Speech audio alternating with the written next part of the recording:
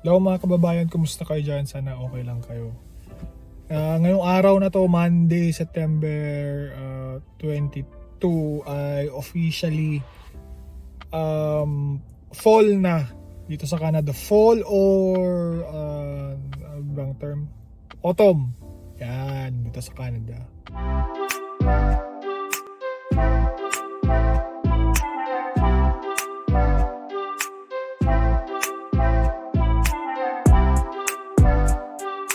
Ano nga ba meron pag fall or autumn na dito sa Canada?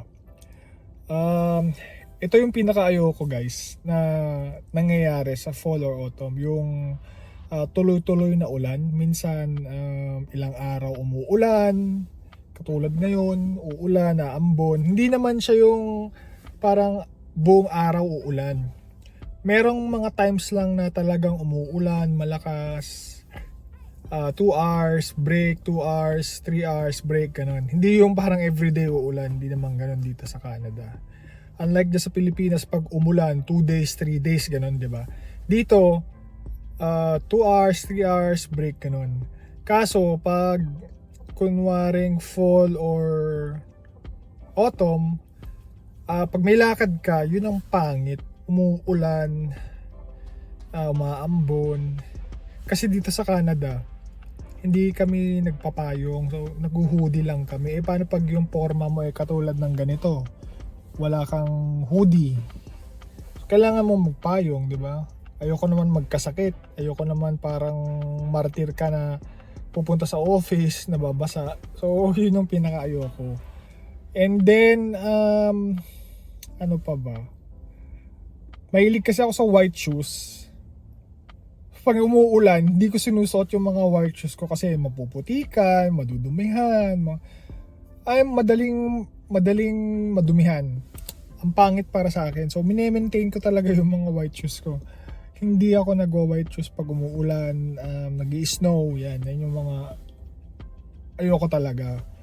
Pero ang kagandahan naman, umpisa na ng paglamig dito sa Canada, which is yun yung gusto natin, di ba? Yung malamig, lumalamig na, nagda-negative na, nagsisingle digit na, dyan na nagsisimula lahat. Tapos makikita mo yung view, yung mga dahon, nag-yellow na, nag-red. Yan, indication na yan na pa-winter na, which is yan yung gusto natin. Gusto natin na gumala. Pupunta sa isang place, makita mo magda-drive ka, panay yellow, red, yan, maganda yung mga ganyang view, gusto ko yan. Parang ano sa mata, para maiba, kumbaga maiba yung mga dahon, ganyan. Kaso, pag may bahay ka, katulad nung unang dating namin dito sa Canada, first few years namin, nakatira kami sa tito ni Leslie, tito namin.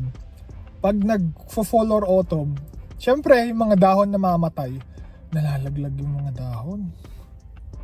So, pag may bahay ka at may puno na malapit sa bahay mo or may puno ka sa bahay mo, isang trabaho yan.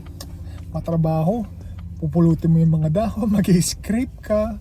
Yan naman yung ayoko gawin. Additional na trabaho imbes na nag-relax ka lang. Pero yun nga, inaabangan natin kung anong activity ang gagawin natin. Siyempre dapat meron tayong gawing activity every panahon dito sa Canada. Kailangan may gawin tayo kahit papano para ma-enjoy natin yung bawat pagbago ng weather or bawat weather dito sa Canada. Yun ang aim natin guys, yun ang aim natin. At yun na nga, yun din, pumasok tayo guys.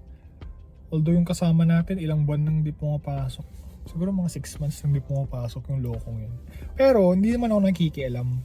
Hindi ako nakikialam sa ganyan. Basta, pag may kailangan ako na provide mo, nagawa mo yung trabaho mo, okay ako dyan.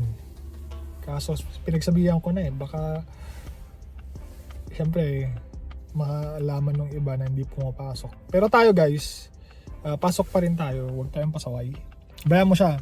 Kasi kaya pag kunwari nagka-bookingan, sabi ko po, ako pumapasok siya, ilang buwan nang di pumapasok. Ewan ko sa kanya kung anong nangyayari, pero pinagsabihan ko na siya, di ba? Yun naman yung importante na pagsabihan mo. Hindi naman siya under sa akin. So O bakit ko didiktahan? Sinabihan ko lang naman as colleague na may mga nagtatanong kung nandito ka pa sa company. Kasi ako pumapasok, ikaw hindi. Eh, bala siya. Tapos guys, may payong tayo dito eh. Kunin natin tong payong. Kunin natin tong payong. Yung security, ano pa to? Galing pang Pilipinas to. Ano, security bank. Kunin natin kasi wala tayong hood. Ayokong maulanan. Baka magkasakit tayo. Pero pagdating natin sa office, wala nang ambon. Kanina nag-drive tayo guys, meron. Kaya, yan natin. Tara, pasok na tayo.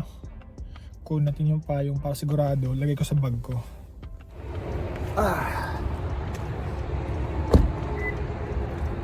Alam mo yung pakiramdam?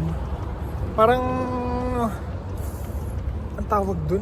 Yung parang galing sa init tapos maulanan. May ganong pakiramdam eh. Ay, teka lang. Lagay ko sa loob ng bag ko yung payong. Tapos clip ko din. Alam mo yung pakiramdam na mainit yung ground tapos naulanan? Yung ano ba? Singaw ba?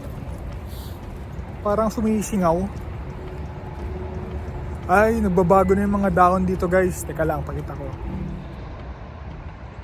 Ayan o, kung titignan nyo, nagbago na yung